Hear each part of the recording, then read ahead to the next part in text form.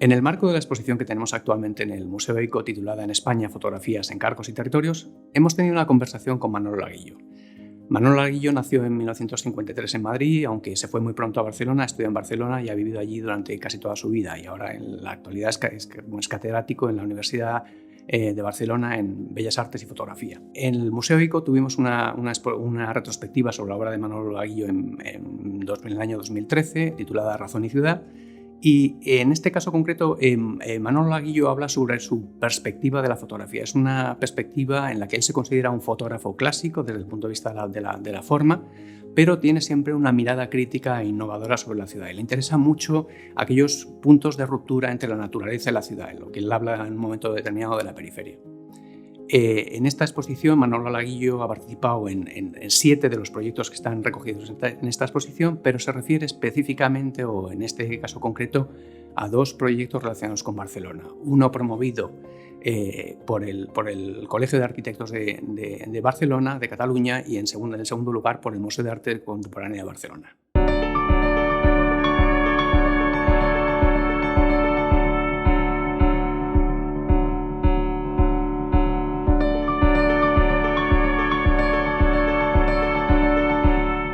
El interés de mi trabajo fotográfico como artista ha sido desde siempre, desde mis inicios, el tema de la ciudad, es decir, la representación fotográfica del tejido urbano, porque es lo que de alguna manera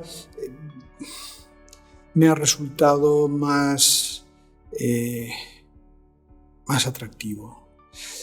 Entonces, en un primer momento, me interesé en los años 70, digamos hasta comienzos de los 80, por el edificio individual, es decir, lo que podríamos llamar en el organismo que es la ciudad, pues la célula. Y la representación de este edificio ocurrió en estos primeros años de una manera muy rigurosa, muy descriptiva, como muy respetando lo que es ese edificio, sin intentar en ningún caso, y esa es una regla que yo he seguido y sigo teniendo ahora, en ningún caso imponer mi manera de ver. En un segundo momento, a mí me interesa el conjunto de edificios. Y en un tercer momento, me interesa el conjunto de los conjuntos, es decir, la ciudad como total, como organismo total, que en realidad es irrepresentable, porque no puedes hacer una fotografía de algo en lo que estás dentro, que estás metido, ¿no? Entonces, en realidad es un objetivo de imposible cumplimiento, de imposible consecución, pero que aún y así funciona, opera como el punto hacia el cual me dirijo. Entonces hay diferentes reglas que yo utilizo a la hora de fotografiar la ciudad, y es, por ejemplo, desdeño o no me apetece fotografiar los edificios que tienen nombres y apellidos, es decir, los que han sido creados, erigidos, pues por un arquitecto conocido, o no tanto, pero que es localizable quizá por el especialista. Me interesa más bien el edificio que podríamos llamar, es una palabra muy castiza, el edificio mostrenco, es decir, el edificio normal y corriente, y más aún el grupo o la agrupación de edificios. En realidad, fotografiar la ciudad es, de forma indirecta, interesarme por los que viven en la ciudad, es decir, por la gente, por la ciudadanía, ¿no? Otra regla que yo tengo es mirar, contemplar la realidad urbana desde el mismo lugar que podría adoptar cualquier punto de vista que podría adoptar cualquier ciudadano. Es decir, no voy a usar un dron. A lo mejor sí que me subo a una terraza, pero es una terraza a la que va a poder acceder cualquiera que se lo proponga con un poquito de esfuerzo. Y luego la tercera regla que empleo, y esto la tengo en mente desde hace ya bastantes años, es que en una fotografía tendría que haber 3 elementos, al menos, interesantes, que la conviertan en interesante. Es un poco como cuando entras en una librería y si compras por un solo motivo te llevas todo. En cambio, cuando tienes 2 o 3 motivos, ya tu selección de los libros deseados se reduce mucho. Y lo mismo pasa con las fotografías de alguna forma de la ciudad. Entonces, la representación de la ciudad además ocurre en la historia de la fotografía en un determinado momento. Es decir, al fotógrafo se le ocurre desde el primer momento fotografiar la ciudad porque es lo que tiene más a mano y que además no se mueve. Entonces, las primeras fotografías en la historia de la fotografía son de ciudad. En ese sentido, los que fotografiamos ciudad nos insertamos en una larga tradición que tiene sus orígenes en los años 40 del siglo XIX, ¿no? Las primeras fotografías de Daguerre y de Fox Talbot son exactamente de ciudad, ¿no? Y de la calle, de la gente. No, la gente no, porque salía movida. Ese es un poco también el referente que para mí es válido, ¿no? Me funciona. Entonces, la fotografía de ciudad es un género que además yo practico con una tecnología muy especial, es decir, con unas cámaras que permiten atenerme a una convención que es la del fotógrafo de arquitectura clásico, en donde las líneas verticales están siempre paralelas entre sí, es decir, no hay aparentemente ni picado ni contrapicado.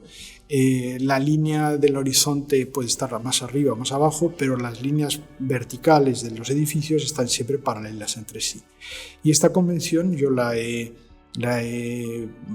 respetado desde las primerísimas fotografías de finales de los años 70 y bueno, pues para mí es importante porque a la fotografía le confiere un aire de neutralidad, de limpieza, de pulcritud y de equilibrio.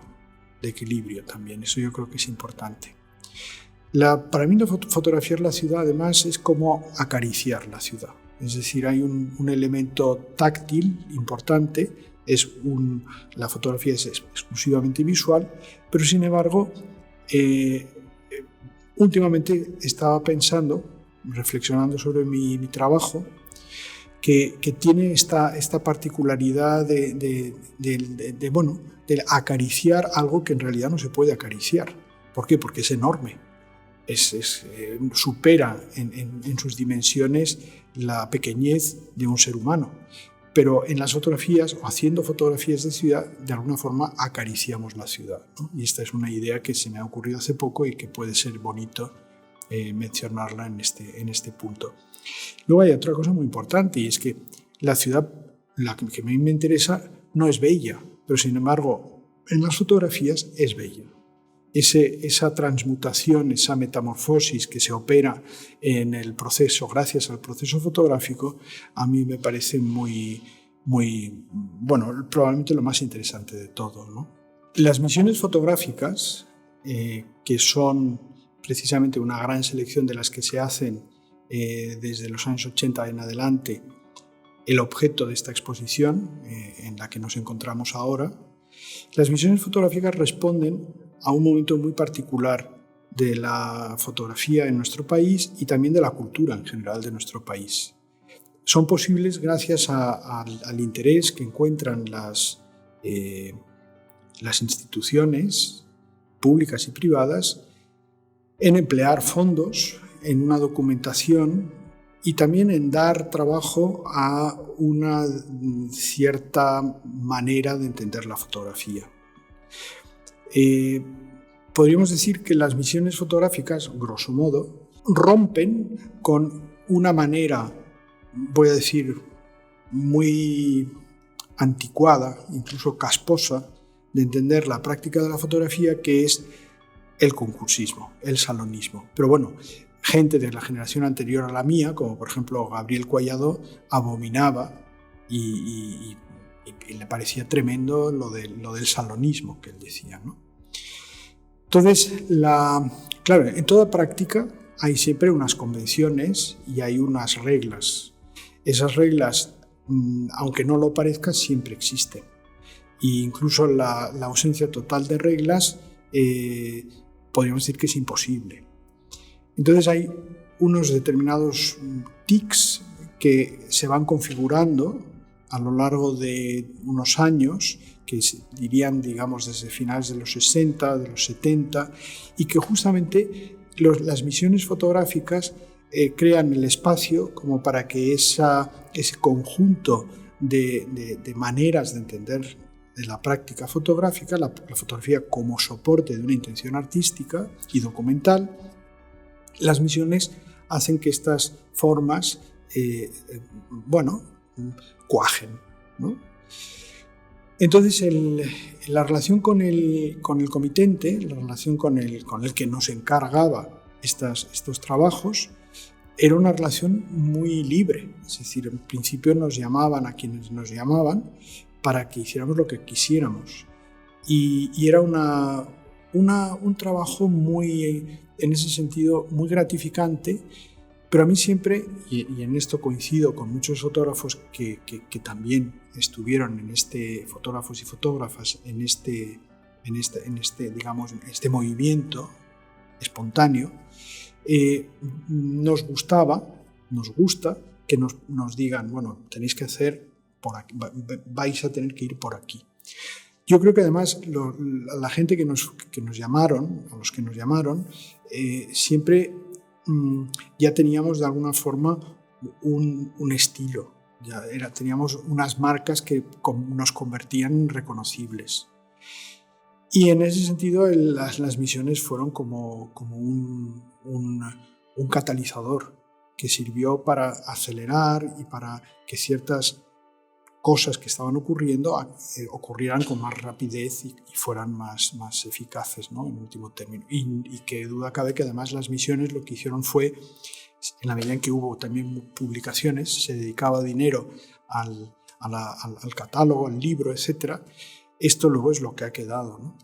De hecho, una de las misiones en las que yo participo, que es Las Afueras, oficialmente constará seguramente un año, que es el 95, porque es el año en el que se acabó publicando el libro, aunque en realidad las fotos las hicimos, los tres que participamos en ella, las hicimos en el 92, 93. Claro, muchas veces se ponía en marcha el proceso de la toma y luego llegaba el dinero que permitía la publicación. En algunos casos eso ocurrió y en otros la publicación no pudo llegar a realizarse nunca, ¿no?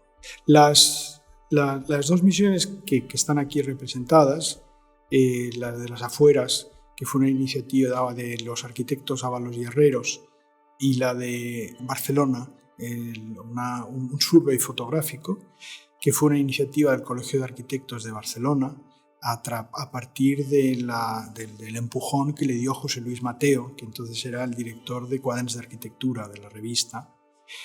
Son dos misiones que comparten aspectos bien interesantes y significativos.